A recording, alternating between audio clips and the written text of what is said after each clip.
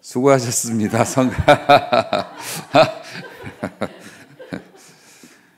할 말은 많으나 하지 않게.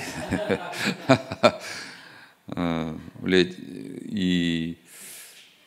우리 최고의 반주자님이 계셨는데, 예, 그 손가락 부상으로 지금 재활 중이신 관계로, 게다가 오늘은 또 감기 걸려갖고 못 나왔어요. 그래서 MR을 구해다 썼는데 MR이 인정사정이 없다니까요. 그냥 제 갈 길로 가고, 그 인생과 똑같은 것 같아요. 인생의 수레바퀴는 가차없이 돌아가고 따라가면 좋은 거고 못 따라가면 죽는 거예요. 그래서 오늘은 반쯤 죽었던 걸로. 빨리 우리 오현 반주자님이 복귀하셔서 따라와 줄 수 있기를. 하지만 이것은 뭐 입시 보는 게 아니기 때문에 하나님께서 우리의 가련함과 간절함을 아시고 영광 받으셨을 줄로 믿습니다. 네. 우리 인생이라고 하는 것이 오늘처럼 이렇게 뜻대로만 되는 것은 아닙니다. 그래서 성경은 인생에 대해서 정의를 내리셨어요. 두 가지의 단어로 우리 인생은, 인간의 삶은 수고와 슬픔이다, 그것뿐이다 라고 정의를 내리셨습니다. 물론 우리의 삶에 즐거운 일도 있고요, 또 우리의 마음에 기쁨도 있고 그렇습니다. 그런데 사실 따져보면 군인 아저씨들이 요즘도 그거 먹나요? 건빵 먹으면 그 안에 별사탕 들어있듯이 건빵은 많고 별사탕은 적죠. 그런데 우리는 그렇게 한 번씩 맛보는 성공의 기쁨과 즐거움, 그거를 추억하고 회상하고 따라가면서 바쁜 삶을 잊어버리려고 노력을 합니다만은, 실제로는 인생이라는 게 지뢰밭과 같아요. 아무 생각 없이 내 갈 길 가고 있는데 발밑에 지뢰를 밟은 겁니다. 근데 그 지뢰가 암이래요. 그러면 어떡합니까? 회사를 가고 있건 친구를 만나고 있건 연애를 하고 있건 무조건 동작 그만. 요행이 터지지 않기, 불발탄이기를 바라보지만 사실은 대부분 어떻게 됩니까? 이런저런 노력을 하고 애를 타지만 폭발하게 될 겁니다. 그래서 우리는 삶을 마감하죠. 아무 생각 없이 집을 나왔으나 집에 돌아가지 못하는 사람들도 많이 있고요. 우리의 삶에서 생명의 지뢰뿐만 아니라 잘 다니던 직장이나 또 잘 나가던 사업이 어느 원치 않았던 일로 인해서 잘못되기도 하고, 잘 키워놓은 자식이 원하는 대로 크지 않아서 고통을 당하기도 합니다. 그래서 우리는 두려워합니다. 남들이 지뢰밟는 것을 보면서 두려워해서 마음껏 걸어가질 못해요. 불안하니까. 그리고 내가 마음껏 걸어가도 이만큼 내가 무사히 걸어왔으면 지금 한 번쯤은 밟지 않을까? 또 이런 생각을 합니다. 그래서 내가 누리고 있는 행복조차도 불안해. 네, 그렇게 우리 인생이 살다가 한 해 지나고 두 해 지나다 보면 늙고 병들고, 그래서 우리는 요양원으로 가서 삶을 마감합니다. 그렇게 보면 우리 인생이 참 허름하죠. 그런데 그것만 사실 있는 것이 아닙니다. 또 다른 세상을 사는 사람들이 있죠. 바로 여러분 같은 사람들입니다. 하나님을 알고 창조주를 알고 모시고 살아가는 사람들. 그런 사람들은 지뢰가 없냐? 아닙니다. 그런 사람들도 지뢰를 밟습니다. 삶이 어긋나는 경우를 많이 경험하고 불의의 사고를 당하기도 하지만 차원이 다릅니다. 가령 진짜 실제 지뢰를 밟아서 죽었다 이렇게 생각하는, 죽는다라는 사람하고, 만약에 지뢰를 밟았는데 이게 아이들하고 놀이예요. 그래서 지뢰를 밟았어요. 난 죽었어. 그럼 이제 난 어디로 가요? 집에 가면 되지 뭐. 우리 엄마 아버지 있는 집에 가서 놀기 싫으면 말아라. 탈락했네. 집에 가면 되지. 우리는 집이 있는 사람들이죠. 그렇기 때문에 많은 순교자들과 주를 따르는 귀한 일꾼들이 지뢰밭을 두려워하지 않고 소신껏 걸어갔습니다. 밟은 사람도 있고 안 밟은 사람도 있지만은 그래도 아버지의 집이 있음을 생각하며 하루하루를 정해놓은 길로 갑니다. 하나님께서 원하시는 그 길을 겁없이 걸어갑니다. 우리는 이렇게 될까 두려워서 이리 몰리고 저렇게 될까 두려워서 저리 몰리고 하는데 그렇지 않습니다. 요게 이제 다른 거죠. 이렇게 살아가는 사람들을 은혜의 사람, 성령의 사람이라고 얘기하는데 오늘 주님께서 우리에게 주신 말씀이 그 내용에 관한 말씀입니다. 예수님께서 제자들에게 자꾸 불길한 얘기를 하십니다. 나는 뭐 죽는다 뭐 이런 말씀도 하고 오늘 본문 말씀 보니까 조금 있으면 너희가 나를 보지 못할 것이다. 그런데 또 조금 있으면 나를 보리라. 이러니까 제자들이 막 헷갈리는 겁니다. 아니 어디를 가시는 거요? 가시는 줄 알았어요. 왜냐하면 조금 있으면 나를 못 보는데 조금 있으면 또 나를 본대요. 그러면은 전에도 비유로 그런 말씀하셨거든요. 주인이 뭐 포도밭을 맡기고 혹은 주인이 많은 재산을 맡기고 타국에 여행을 갔다가 돌아왔더니 뭐 이런 말씀 하셨지 않습니까?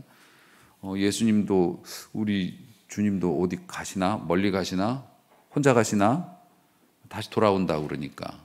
근데 그런 것만은 아닌 것 같아요. 뭐 너희들이 나 때문에 막 슬퍼하고 눈물 흘리고 막 곡하고 애통할 일이 있을 거라고 막 얘기하시고 그러니까 불안해 죽을 지경입니다.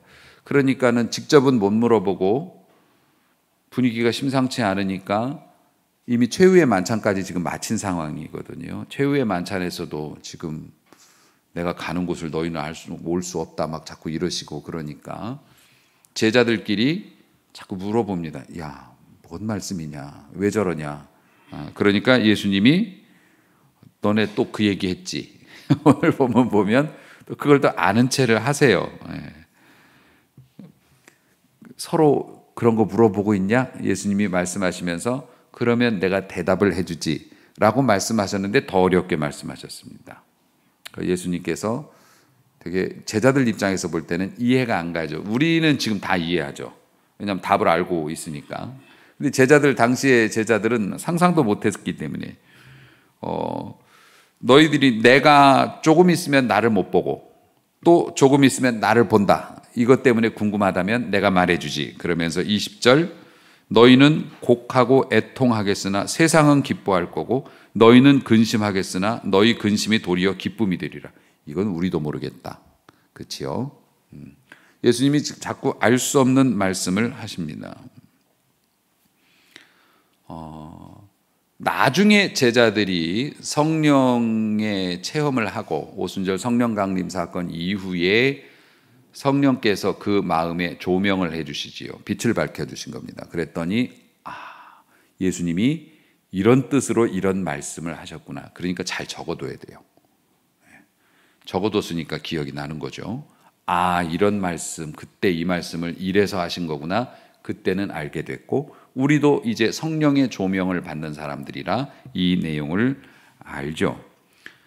그렇지만 다 아는 건 아니기 때문에 제가 잠깐 설명을 드리자면 너희는 곡하고 애통한다.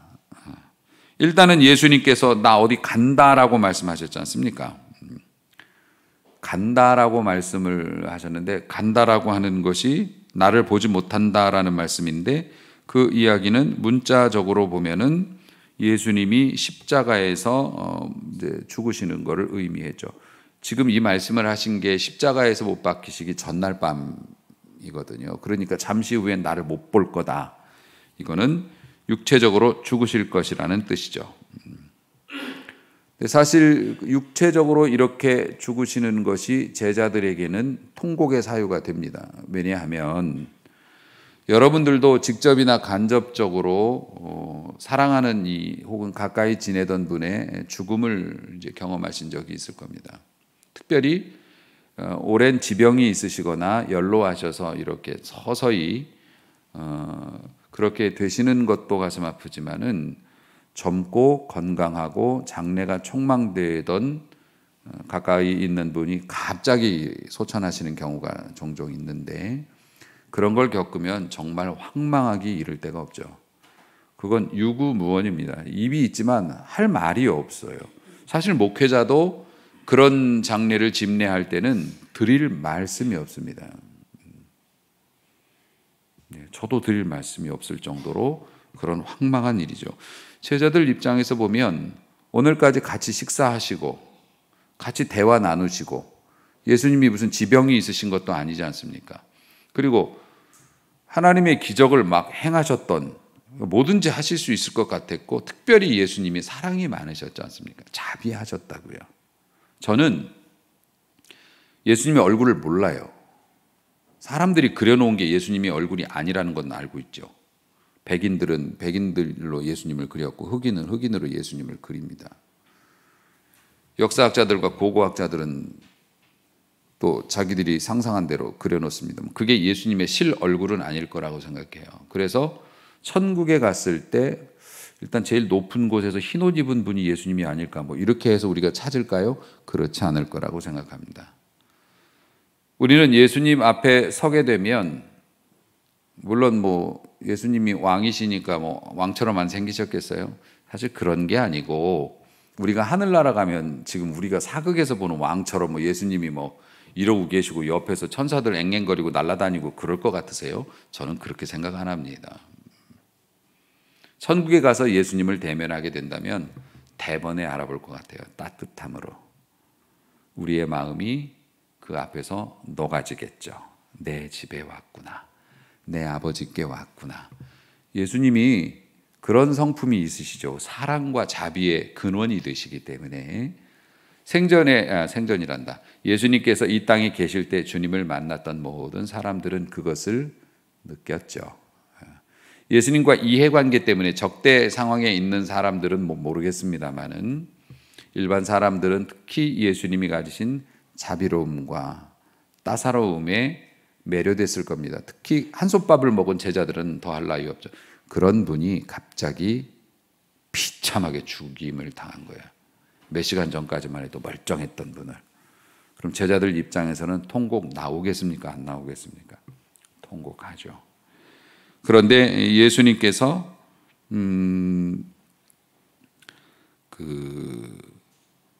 그렇게 죽는 것을 보고 세상이 기뻐할 거라고 말씀하셨습니다. 세상은 기뻐할 거고 심지어 너희도 기뻐할 거라고 예수님이 그렇게 말씀하셨어요. 진실로 진실로 너희에게 이르노니 내가 맹세하건대 너희는 곡하고 애통하겠으나 세상은 기뻐하리라.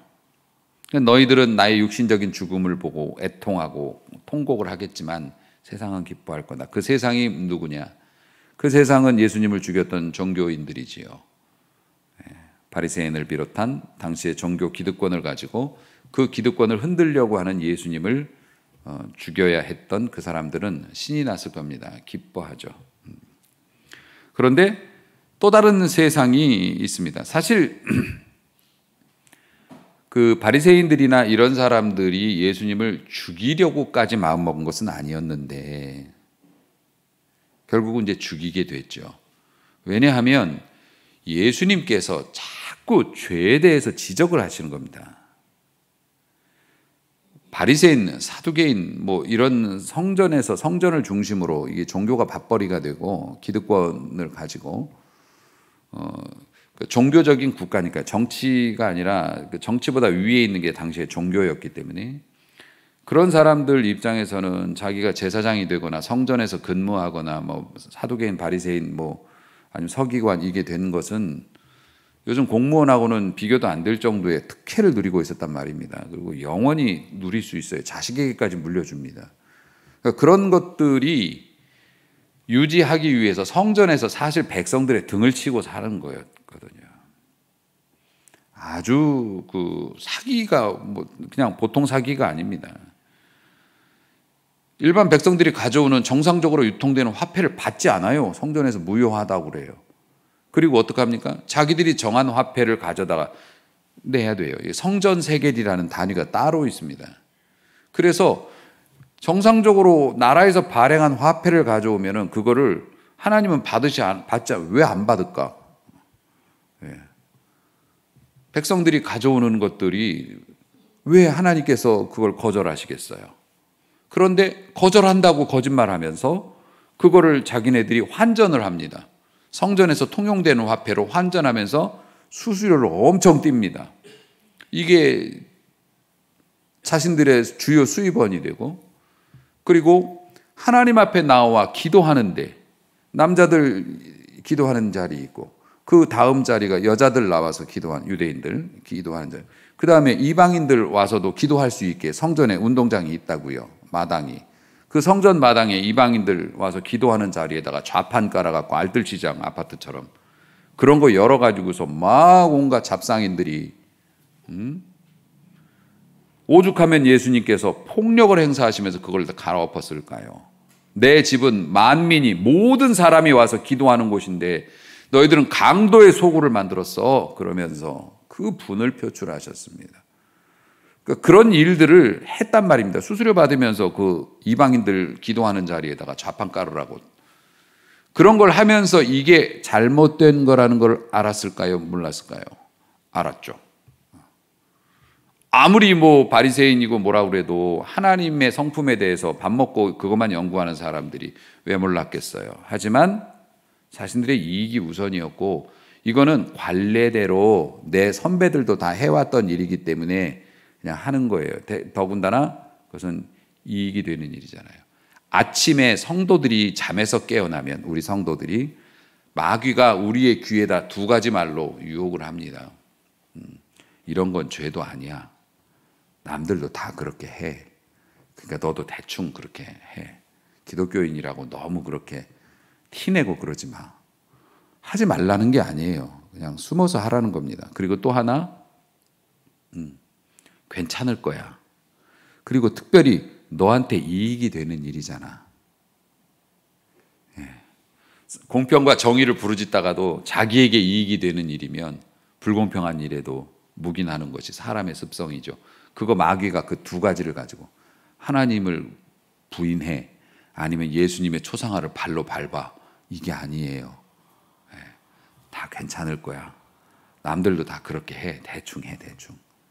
또 하나는 너에게 이익이 되는 일이잖아. 그러니까 그냥 밀고 나가. 이거 가지고서 사람들을, 제사장이나 바리새인들이 그거를, 그래서 아닌 거는 알지만 다 그렇게 해왔고 나 혼자 뭐 저항한다고 되겠어? 이왕 이렇게 된 거 돈이나 잔뜩 벌어가지고 우리 애들하고 잘 먹고 잘 살자 이러고 하루하루 살아갔는데 예수님이 자꾸 하나님의 마음과 진리에 대해서 얘기하니까 양심의 가책받잖아요. 택한 사람은 양심의 가책받으면 회개합니다. 하지만 유기된 사람들은 어떻게 됩니까? 버림받은 사람들은 양심의 가책받으면 귀를 막고 소리를 지르면서 스데반을 돌로 쳤던 것처럼 자신들에게 그런 말하는 존재를 밀어내죠. 안 되면 죽여. 예수님이 그렇게 돌아가셨고, 바리새인들이 예수님 죽이고 환호했던 이유가 뭡니까? 정적이 사라졌다는 것도 있지만은 자꾸 바른 말하는 사람들의 입을, 바른 말하는 그분의 입을 막았다고 생각을 했던 거죠. 하지만 잘못된 거죠. 잘못된 생각이죠. 예수님은 부활하셨고 성령으로 다시 오셔서 모든 사람의 마음속에 들어와 계속 진리의 말씀을 가르쳐 주십니다. 할렐루야. 그러니까 이 바리새인들은 예수님을 죽이려고 했지만 오히려 예수님이 모든 사람에게 영으로 임할 길을 제공을 해버리는 것이죠. 그래서 기뻐해요. 일단 제자들은 통곡해. 그런데 바리새인들은 기뻐했죠. 세상은 기뻐했어요. 그리고 후대에 믿는 우리도 기뻐해. 주님께는 좀 죄송하지만 주님께서 그렇게 되심으로 다시 살아나실 수 있었고, 다시 살아나심으로 성령이 우리에게 이제 영으로 우리의 마음속에, 이전에 예수님이 육체로 계실 때는 사실 가시거리, 가청거리, 눈으로 보일 때 그리고 귀로 들리는 사람만 은혜를 받은 거지 않습니까? 그런데 성령으로 계시면 어떻게 됩니까? 하늘에서 벼락이 꽝꽝 하고 치면 어떻게 해요? 동해에 있든지 서해에 있든지 그걸 모든 사람이 동시에 봅니다. 그것처럼 성령이 역사하시면 모든 사람들이 그것들을 체험할 수 있는 거라서. 그래서 후대에 믿는 사람, 제자들은 육신으로만 보니까 통곡하고 후대에 믿는 사람들은 그 일로 인해서 기뻐해요. 예수님은 그걸 내다보고 말씀하셨는데 제자들은 이해 못하죠. 왜냐하면 육신으로만 보니까. 그래서 여러분, 그리스도인들이 앞서 말씀드렸다시피 인생은 수고와 슬픔이요 지뢰밭이라고 말씀을 드렸는데, 그리스도인들이라고 해서 지뢰가 없는 게 아니라서, 여러분 요즘에 사시는 거 좀 어떻게 사십니까? 저는 많이 힘드네요. 하루하루가 버거웁게 힘이 들더라고요. 그리고 좀 잘 됐으면 좋겠는데 제가 뜻하는 것이 잘 이루어지지 않을 때도 있고, 하나가 좋으면 둘이 나쁠 때도 있고, 목사도 그런데 뭐 여러분들도 그러시겠죠. 그리고 여러분 직장에 출근하시는 분이나 사업하시는 분들이나 또 그런 분들 하루하루 진짜 힘들게 살아가죠. 고단하고 피곤하게 살아가십니다. 거기에 비해서 얻는 소득은 별로 없고, 자녀를 양육하는데도 이전과 훨씬 비교할 수 없이 많은 재정적인 그 출혈이 있고, 결과도 신통치 않고, 애들은 어디 가서 못된 것만 배워가지고 자꾸 그쪽으로 발달하는 것 같고 걱정이 됩니다. 그러니까 우리 믿는 사람들도 우리의 삶의 우환과 그런 게 있어요. 그러니까 슬프고 근심이 많아요. 근데 여러분, 예수님을 믿으면 기쁘다는데 왜 나만 슬픈 걸까? 왜 나만 힘들까라고 생각하신다면, 제가 원인을 말씀을 드리자면 여러분이 예수님을 육신으로 봐서 그래요. 제자들도 예수님을 육신으로 볼 때는 참 힘들었어요. 아니, 기적을 그렇게 많이 행하시는데 왜 우리는 이렇게 재정이 없는 거야? 왜냐하면 예수님은 오병이어로 막 사람 먹이고 다니면서, 제자들은 배고파서 안식일날 보리밭 지나가면서 보리를 이렇게 까가지고서 손으로 비벼갖고 먹다 그걸 또 걸렸네. 그래가지고 쟤네 왜 안식일날 이거 하냐고 그래가지고 또 말 나고. 그러니까 제자들은 항상 예수님 좀 잘 될 만하면 자꾸 죽는다 그러고, 그리고 금방 맞아 죽을 뻔 해가지고서 진짜 죽기 살기로 해가지고 도망 나온 예루살렘에 다시 올라가신다고 말씀하시고, 아무도 안 가는 배척당하고 사람들한테 눈총당하는 사마리아 길로 막 정면 통과하신다고 그러고. 그러니까 예수님을 육신으로만 알고 있는 상태에서 제자들은 스트레스 많이 받았죠.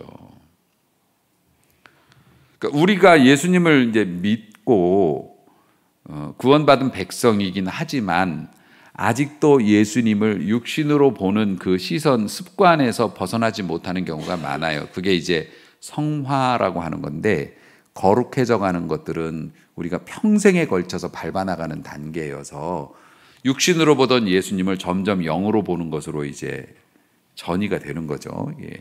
그 과정이 좀 이제 오래 걸리기 때문에 처음 예수 믿었어도 막 감정이 흔들리고 공포에 사로잡히고 부정적인 생각이 막 들어서 힘들어 하시는 분들이 많이 있어요.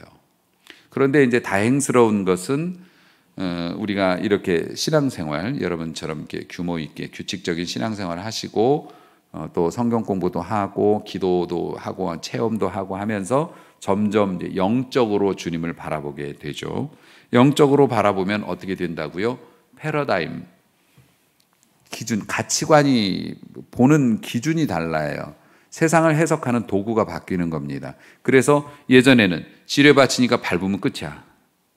하여튼 최대한 어떻게 해서든지 안 밟아야 돼. 이렇게 살던데 이제는 패러다임이 바뀌죠. 영원한 하늘나라가 있고, 그렇기 때문에 우리는 이제는 소신을 가지고, 영적인 소신을 가지고 살아갈 수 있는 사람이 되게 되고요. 그리고 영적으로 하나님의 나라와 또 주님께서 내게 나를 얼마나 이뻐하시고 사랑하시고 귀히 여기시는지를 깨달으면 힘들어도 어떡합니까? 기쁘고 즐겁죠.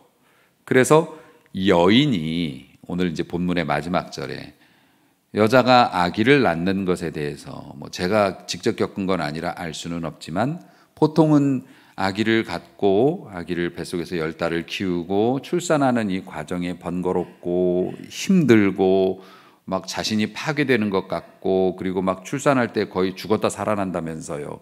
막 이런 거를 보면서 겪으면서 여성분들은 내가 다시 애를 낳으면 사람이 아니다. 근데 여기 사람이 아닌 분이 많이 계시잖아요. 그러니까 엄마들은 그 겪을 때는 내가 다시 낳으면 사람이 아니다. 이 짐승 같은 놈아 그러면서 머리 쥐어뜯다가도 아기가 태어나서 빵긋 웃는 걸 보면 그걸 잊어버린대. 주님이 직접 말씀하셨잖아요. 사람이 태어난 것을 보면서 그 고통을 잊어버려. 우리도 하나님 앞에 고통과 슬픔뿐인 이 세상을 살아가지만은 그것들을 겪으면서도 우리가 영적으로 주님을 바라보고 주님의 뜻을 따라서 예수 이름으로 일하고 말하고 살다 보면은 하나님이 영광 받으시는 그것을 우리가 감지하고 우리의 수고와 슬픔을 잊어버린다는 겁니다. 그래서 기쁨이 생기는데 그 기쁨은 빼앗을 수 없는 것이라고 말씀을 하고 있는 겁니다. 사랑하는 성도 여러분, 우리가 예수님의 이름을 이제 가진 사람이 되었습니다. 우리가 영적으로 이제 예수님을 모신 사람이 된 거죠. 16장 24절을 보면은 지금까지는 너희가 내 이름으로 아무것도 구하지 아니하였으나 구하라 그리하면 받으리니 너희 기쁨이 충만하리라. 아멘. 네, 구하고 받고 충만하리라. 이걸 또 육신적으로 해석을 합니다. 그래서 우리는 그런 잘못된 해석을 하는데 능해요. 그쪽으로만 발달해 있어가지고. 그래서 또 이제 예수 이름이라고 하는 도깨비 방망이가 하나 생겼어요. 예수 이름으로 청약에 당첨될지어다.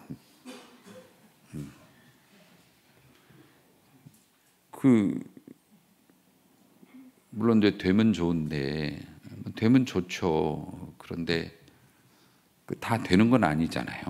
그리고 나한테 잘못하는 사람들 예수의 이름으로 그냥 좀 혼내줬으면 좋겠어요. 막 이렇게 기도하고. 그러면 여러분이 하나님께 혼납니다. 왜냐하면 예수 이름 잘못 썼다고. 저도 기도할 때 예수 이름으로 입에 달고 기도해요. 왜냐하면 예수 이름의 능력을 알기 때문에. 저는 써도 돼요. 여러분 잘못 쓰면 안 돼요. 알고 쓰셔야죠. 이게 육으로 예수님을 모신 사람이 이제 영적으로 예수님을 모시게 되면 예수의 이름을 사용할 권세를 가지게 됩니다. 그걸로 인해서 우리가 승리하고 그 기쁨이 우리에게 있고 그 기쁨은 빼앗기지 않는 거예요. 그래서 수많은 주를 따르는 제자들과 하나님의 일꾼들이 그 예수 이름의 능력으로 이제 예수의 이름을 쓸 수 있기 때문에 그 능력으로 세상을 이겼고 죽음을 두려워하지 않고 가난을 두려워하지 않고 외로움을 두려워하지 않고 제 길을 걸어갈 수 있었던 것이죠. 그럼 그 예수의 이름이라는 게 뭐냐? 우리가 영화에서 뭐 드라큘라나 이런 거 나오면 십자가 가지고 막 지져 막 이런 게 아니에요. 자, 예를 들어서 간단하게 설명을 할게요. 나에게 못되게 구는 사람이 있습니다. 그 사람은 회개할 마음도 없어요. 내가 용서를 해주는데도 계속 그래요. 그걸 이용해 먹어. 그러면 내가 기도합니다. 예수 이름으로 물러갈지어다 이렇게 기도하면 그 사람이 물러갈까요? 아닙니다. 경험해 보셨나 보네. 아니라는 거. 물론 그런 거 있어요. 군대에서 하도 나를 괴롭히는 선임을 예수의 이름으로 기도했더니 애가 제대했어. 뭐 그런 경우는 있어요. 그런 경우는 있는데 그건 좀 불분명하잖아요. 그러면 나를 못되게 군 사람에게 예수의 이름으로 기도하려면 어떻게 해야 되는 건가요? 예수의 이름으로 능력을 발휘하려면 이렇게 기도를 하는 거예요. 예수님, 제가 예수 이름의 능력으로 저 사람을 위해서 기도하겠습니다. 예수님이 하셨던 것처럼 저도 저 사람에게 할 수 있게 도와주세요. 예수의 이름으로 기도합니다. 이게 정답입니다. 예수 이름으로, 예수의 이름으로 라고 그렇게 명할 때는 귀신아 물러가라 라고 만약에 명령을 하시려면 내가 예수님이 원하시는 삶의 방식, 예수님께서 기뻐하시는 말과 행동, 그렇게 살아가고 다른 것과 타협하지 않으려 하니, 그 예수의 이름의 능력으로 그렇게 내가 살아가려 하니 그것을 방해하는 귀신은 물러가야 한다라고 말하는 것이 예수 이름의 능력이지, 나는 내 마음대로 살고 내 방식대로 살고 예수의 이름에 물러가라, 안 물러가? 그럼 부처의 이름은 되냐? 뭐 이렇게 하시면 안 되는 거예요. 우리가 예수의 이름을 쓸 때는 예수님의 방식으로 살겠다는 고백이지 부적처럼 갖다 붙인다고 되는 게 아니라는 거죠. 그전에는 너희가 내 이름으로 아무것도 구하지 않았어요. 모르니까. 그런데 이제 예수님께서 원수들을 어떻게 대하셨는지, 고난을 어떻게 대처하셨는지, 자신의 이익과 하나님의 뜻이 충돌됐을 때 어떻게 행하셨는지, 그러한 것들을 이제는 알게 되었으니, 그리고 그 결과도 우리가 알고 있으니 나도 예수님처럼 말하고 예수님처럼 선택하고 예수님처럼 행동해서 예수님이 받으셨던 그 결과를 나도 받고 하나님께 영광 돌리기 원합니다. 이게 예수의 이름으로 라는 거예요. 이제는 내 이름으로 너희가 구할 수 있다. 구할 수 있고, 그래서 너희들이 기쁨을 누리게 될 것이다. 너희의 기쁨이 충만하게 될 것이다.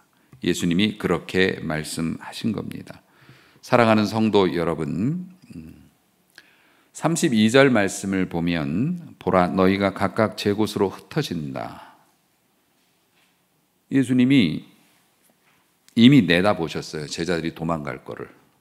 실제로 겟세마네 동산에서 가룟 유다가 배반의 입술을 맞출 때 사람들이 몰려들어서 예수님을 무력으로 제압하려고 할 때 베드로는 칼을 휘둘렀지만 결국에는 다 도망갔습니다. 십자가의 형을 받을 때까지도 혼자 계셨고 예수님은 그걸 내다보셨어요. 그런데 너희들이 각각 제 곳으로 흩어지고, 심지어는 예수님이 부활하시기 전에 부활하셨다는 소식을 듣고도 제 곳, 자기 갈릴리 원래 있던 동네로 다 제자들 막 가고 그랬지 않습니까? 그 예수님이 디베라 바닷가까지 쫓아가서 잡아오고 막 이렇게 했죠. 나를 혼자 둘 때가 온다. 벌써 왔도다. 이제 감람산으로 가실 예정이니까요. 그러나 내가 혼자 있는 것이 아니라 아버지께서 나와 함께 계시느니라. 예수 이름으로 살아가는 사람은 세상 모든 사람들이 나를 버리고 등을 돌리는 것 같지만 예수님 같은 고백을 합니다. 아버지가 나와 함께 계시다. 지금 여러분 곁에 예수님이 계심을 믿으시기 바랍니다. 이렇게 얘기하면 어이 섬찟해라. 언제 계셨대요? 그러지 마시고요. 어이 계셨던 거예요? 그러지 마시고 하나님이 함께 계심을 여러분이 예수 이름을 따르는 자들은 체험할 수 있는 거고, 내가 혼자 있는 것이 아니라 아버지께서 나와 함께 계시니라. 그리고 33절 보면 내가 이것을 너희에게 이르는 것은, 예수님께서 조금 있으면 나를 못 보지만 조금 더 있으면 나를 볼 것이고, 세상이 너희는 통곡하고 세상은 기뻐하겠지만 너희들이 내 이름 때문에 기뻐할 날이 오고, 앞으로는 내 이름으로 구할 때 너희에게 큰 기쁨이 올 거고, 그 기쁨은 빼앗기지 않을 거고. 그러니까 그런 말씀을 계속 제자들이 못 알아들어요. 하지만 계속 말씀하시는 이유는 33절, 내가 이것을 너희에게 이르는 것은 너희로 내 안에서 평안을 누리게 하려고. 예. 그래서 이 평안을 누리는 게 당장 평안을 주시는 게 아니라 제자들이 이제 나중에 그것을 이해하고 앞으로 제자들의 삶에 어려움이 있을 때 불안에 휩싸이지 말고 평안을 누리게 하시려고. 그리고 세상에서는 너희가 환난을 당할 거다. 지뢰도 밟을 수도 있고 그럴 수도 있겠지. 그러나 걱정하지 마라. 담대하라. 두려워하지 말라. 내가 세상을 이기었노라. 그래서 우리는 하나님의 나라를 이제 영으로 볼 수 있죠.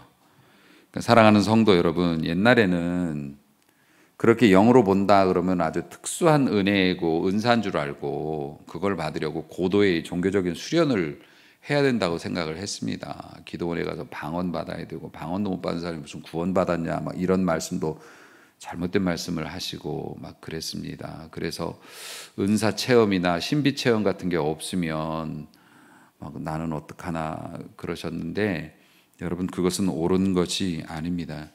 만약에 고도로 수련된 사람들만 뭘 얻을 수 있다면 그게 불교나 이런 종교하고 뭐가 다르겠어요? 여러분, 기독교의 가장 큰 그 특색 있는 점이라고 할까요? 보통은 자력구원을 이야기합니다. 도를 쌓아야 되고 뭐 덕을 쌓아야 되고 선행을 해야 되고 뭐 우리가 할 게 많아요. 그런데 우리 신앙생활은 어떻습니까? 진리는 세상 사람들이 미련한 거라고 말할 정도로, 그게 말이 되냐? 어떻게 가는 게 없는데 오냐? 그런데 가는 게 없었어요. 우리는 하나님을 알지도 못하고 알고 싶어 하지도 않았고 오히려 하나님을 조롱하고 멸시했는데 그분이 오셨어요. 그게 성탄입니다. 할렐루야. 아무런 의지와 능력이 없고 자격이 없는데 신이 우리에게로 내려오셨어요. 그리고 모든 사람을 품어 주셨다고요. 그 은혜가 우리에게 있다는 겁니다. 그래서 그 은혜로 세상을 이기신 거예요. 그렇기 때문에 우리가 담대할 수 있는 겁니다. 여러분, 용서 못 받을 죄는 없습니다. 해결 못 하실 일이 없습니다. 이 아멘을 안 하네. 큰일 났네요. 이거 어떡하나. 예. 진짜로 여러분 그렇습니다. 뭐 어차피 살아도 이리 살아도 한 세상이요 저리 살아도 한 세상입니다. 그런데 여러분, 하나님의 나라를 바라보면서 그분이 주신 말씀을 들으면서 심지어 그분과 동행하면서 이 험난한 세상을 살아가는 사람의 그 인생의 값어치는 이루 말할 수가 없는 것이죠. 여러분이 누리시기를 축원합니다. 여러분 바라보고 여러분의 자식도 함께 누리시기를 주의 이름으로 축복합니다. 사랑하는 성도 여러분, 담대하십시오. 세상을 이기신 주님이 우리의 주님이십니다. 그러므로 우리를 위해서 이렇게 오신 그 주님, 예수 이름에 걸맞게 살아감으로 그분을 모시는 아름다운 성탄이 될 수 있기를 바라고, 그 기쁨을 빼앗기지 않는 예수 이름의 성도들이 되시기를 주의 이름으로 축원합니다. 기도합니다.